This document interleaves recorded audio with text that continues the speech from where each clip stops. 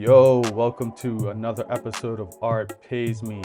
I'm your host, Dwayne Jones. I'm an artist and designer, and I'm based in Halifax, Nova Scotia, also known as Mi'kmahi by the people who came here before us. So, this is another throwback episode that goes back to 2023 when I partnered with Moses of Haliente and the Halifax Salsa and Bachata Festival.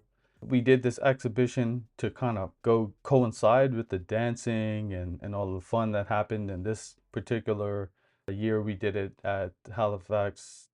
We did it at the Art Gallery of Nova Scotia. Sorry. And this episode features one of the artists, John or Gloire Aelfaz, depending on who he knows you through or how you know him. He's a very interesting cat, multidisciplinary practice. He displayed his paintings in this exhibition, but at the time he was just talking about starting his fashion brand, which I believe has come out now, and he's also a dancer. So it's very cool hearing about his go-getter attitude and how he just sort of, he wanted to be represented by a gallery, so he just reached out and talked to galleries, like those kind of things. You can't teach that stuff, and I love it. So I hope you enjoy this episode. Before we get into it, though, I do have some interesting housekeeping news anyway. So I've officially named my business Studio Art Pays Me. And I'll tell you why. So, for people who don't know, the business that I actually started is called Glitterati Communications. And that's how I started in this entrepreneurial journey.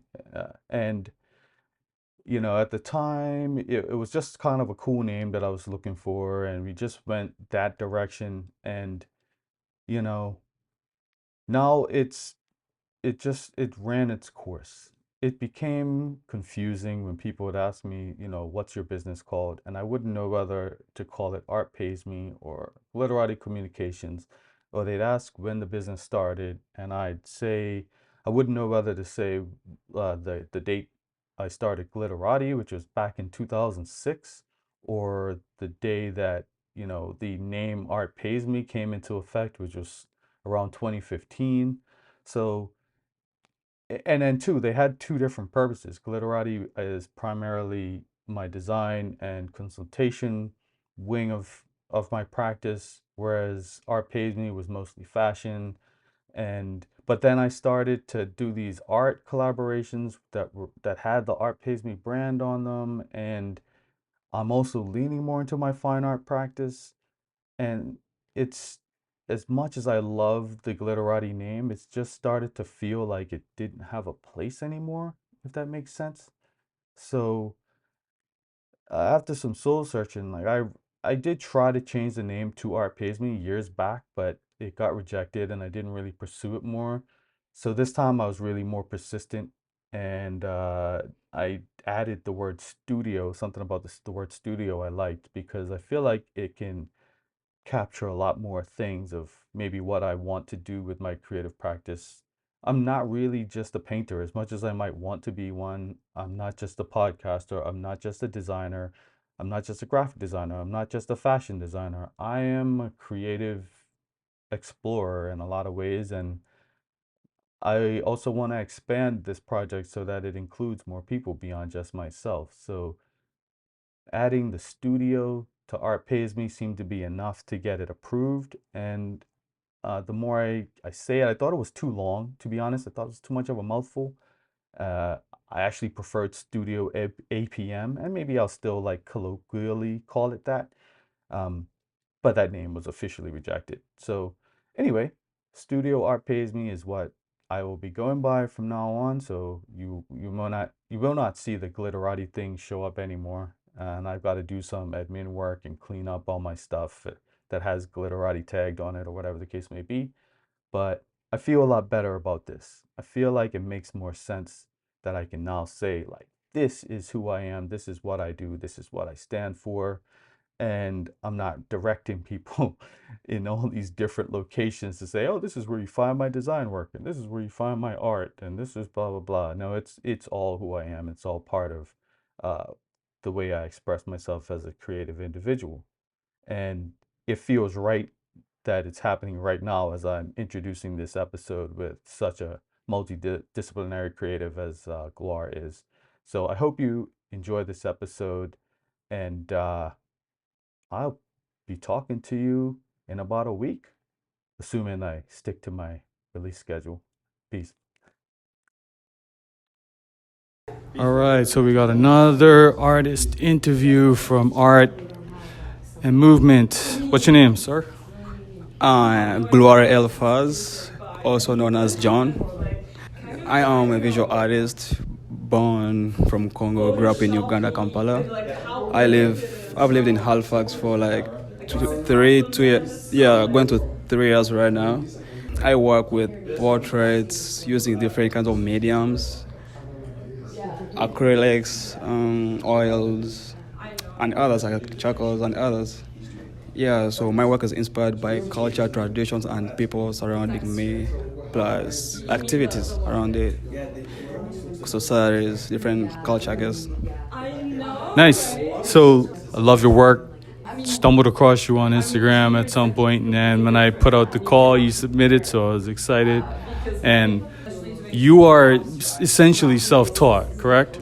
Yeah. I'm self-taught since I was young. When I was like 10 years, that's when I started doing this thing. Yeah, I'm self-taught.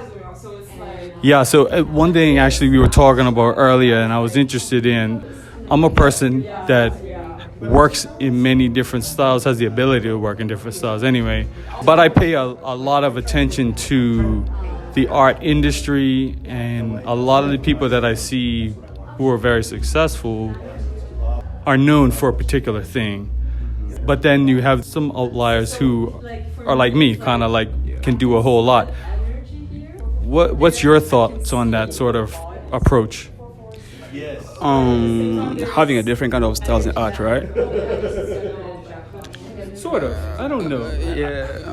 I think artistically it depends with inspirations from different societies, communities, people around us, the elders in arts, like let me say in art, like if you see those of Da Vinci, we learn something from them, In music, we got those of legendary, iconic artists, we learn from them. So I guess having a style, the inspiration comes from the OGs, the leaders of art. So we might be like, yo, if I see this painting or if I see this video, obviously I'll know this is the director or this is the artist according to the style and the skill used.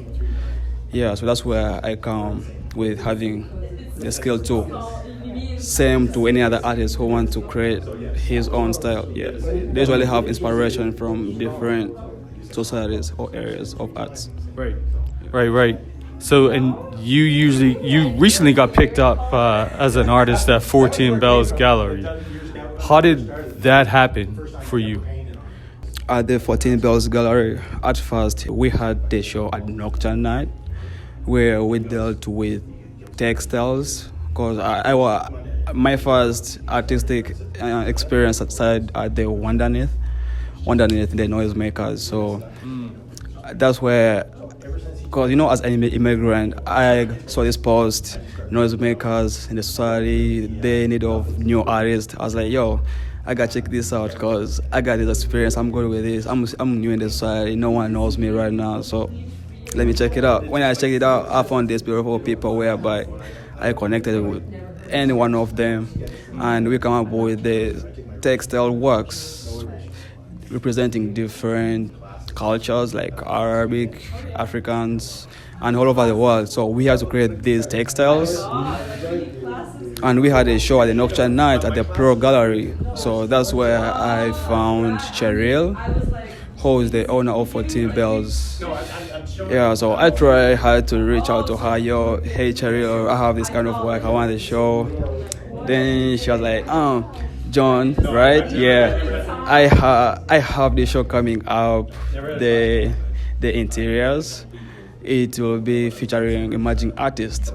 I was like, yeah, I'd like to participate in that show. Then, yeah, she put me in that show, and I had a chance to exhibit on that show. So from the same show, I had a chance to sell my pieces there, which were like 2 pieces, and they had some deep feelings into culture of a black artist. You know, when you come with of the style like mother, like a daughter, or be like, oh, this is a black and white painting inspired by this. Yeah, I don't know according to the buyers what inspired them to the art, but yeah, because I come with those paintings with my own story and the traditions or cultures behind them. Yeah, so from that time, I got a chance to working with Sharia and getting a contract at the 14 Bells Gallery. Yeah. Nice. So, lesson there, folks. If you want something, you gotta ask for it. Closed mouths don't get fed. So, I love that. You gotta ask for the thing that you want, right? So, for you, is that something, generally speaking, you had aspired to? What, or have you had any success sort of just being, say, your own gallery or in your own, like a Shopify or something like that, representing yourself? Yeah, obviously, like any other artist, you know, we have those dreams of getting famous, big. Yeah, so like, you know, we already started from the beginning, creating our Instagrams, creating websites as our shops. Yeah, so that gave me the ability of creating my own business. Even before I did the website, when I was just starting like in Africa, I was like, yo, one day, I'll have my own gallery, like a business. Even if it's just like a gallery where I'm just calling any other artist just to have a free exhibition, I can do that. Because for a community, well, we all like that. You know, when that time I was in Africa, I had this skills of painting, dancing, things like that. Not because I've been in school or I had someone touching my hand, yo, John, do this. But because of community work, I learned from those big artists I was living with in the society. Also from my dad, because he was an artist dealing with textile, batiks, and like that. Yeah, so that gave me a role of thinking like, I can create a community, I can create my own gallery. Sport like business-wise, I can create like a gallery where I can. As long as you're doing this. If it deals with money, yeah, that'll help me. I'll get money from it, but mostly for a community, whereby I also want those new artists to also learn from me, because that's how everything started. Right. Yeah, that's where I gotta have. I don't know when, but I'll have it. That's it. Put it out there, make it happen, right? And you told me I don't know if this is something you want to put out publicly, but you said you had some aspirations of doing a clothing brand. Where's that from? So for a clothing brand, before I even came into painting, I was into styling and fashion designing, whereby I used to deal in streetwear, sketching out some designs, stitching them, creating like distressing pants, you know, screen printing pants, like just to come up with a design. But you know, when you have that parent who'll be like, hey John, you're wasting time, go to school, John, don't do that. I was like, you're fine. So when I reached in the car, I was like, yo, that should be more easier for me to do that, because I'll be having school time, which is fine, yeah, I have it, but I gotta give it time to have the dream I want. So I came with this idea of creating Azinti. That's the name of my new clothing brand, which I'm dropping next summer. Yeah, mostly deals with streetwear, couture too. Yeah, but mostly streetwear because I'm into hip hop. Yeah, and I'm also inspired by big fashion designers like Virgil, Pharrell, Kanye. Like, you know, mostly as a black artist, I think that's our legacy, you know, hip hop. Right. So you mentioned couture. Are you also a sewer in that? Can you do that? Yeah. I'm a sewer too. So I sew, following the pattern I design on the paper. Yeah, I saw that.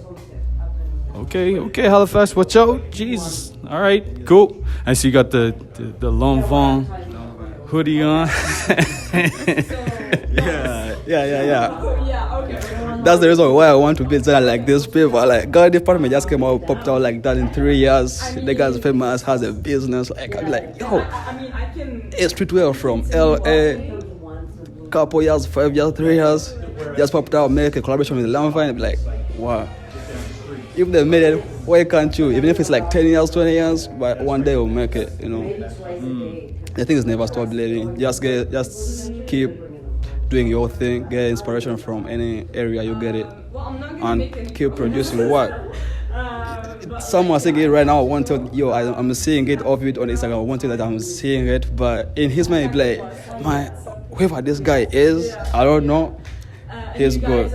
Even if you don't get paid at the first time, that view you got on Instagram is really important. Not everyone likes the post.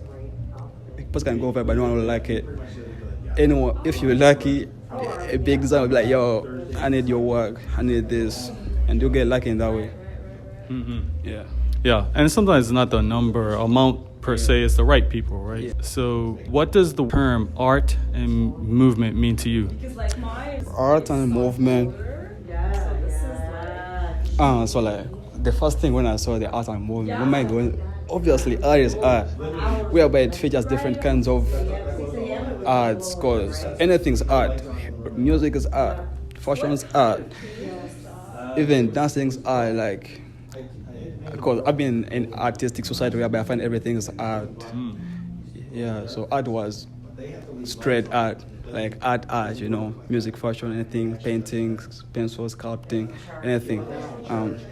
But movement is something whereby it needs our bodies, needs our actions. So obviously that pops out into your head as dance, sports, athletics, like anything which gives a movement. But if it comes to movement, obviously you will know something art deals with music, dance, work of paintings, work of creativity, anything that can show motion and can speak a story to someone. Because you can also speak a story through creating a choreography of music or dancing and be like, yo, I want to create no mouth, no nothing, but a dance can express that, a painting can express that, you know, a pencil sketch can express that. That's the movement, that's the sound we get from that. Yeah, I feel like just art and movement, I guess. Okay, nice. So how do people find you online? Yeah, so online find me at Aelfaz J. That's my designing Instagram with AELFAZ_J. Also Aelfaz as AELFAZ_ as my painting website. Painting Instagram, and also my website aelfazarts.com. Yeah. All right, thank you. And thank you for submitting. Love your work. I'm excited to have you in this show. Again, just it's insane that this thing came together so quick, and the caliber of art just is through the roof, and I think the city is ready for you and a lot of these other artists too to come through and make a name for yourself. So congratulations. Yeah, thank you. I also have a big thanks to you for calling me out. Yeah, because I did this work was like 3 days. I was like, yo, I saw their post. By the way, Cheryl sent me the post on Instagram. Like, you can want to check out this. I was like, for sure, I will check it out. I saw the post. Then after a couple weeks, I was like, should I be in the art and movement? And I had to read the description whereby they wanted like words. You had to send pictures of the work and no words. I was like, oh, I have no movement work, I cannot dance fast. So I was like, I'm create something musical. I had to create out that one so I can have that picture. I was even planning like 3 photos, but I was like, I don't have time for that. Then 2 pictures for me to make a difference. Had a chance to participate in art movement. It's a real pleasure. Well, I mean, I'm just glad to connect, man. This is beautiful to me. So again, congratulations and good luck going forward. Thank you for listening to Art Pays Me. Hit me up on socials at Art Pays Me pretty much everywhere and let me know what you think. I love connecting with listeners. If you're an artist looking for clothes that speak to the creative lifestyle, check out artpaysme.com. Peace.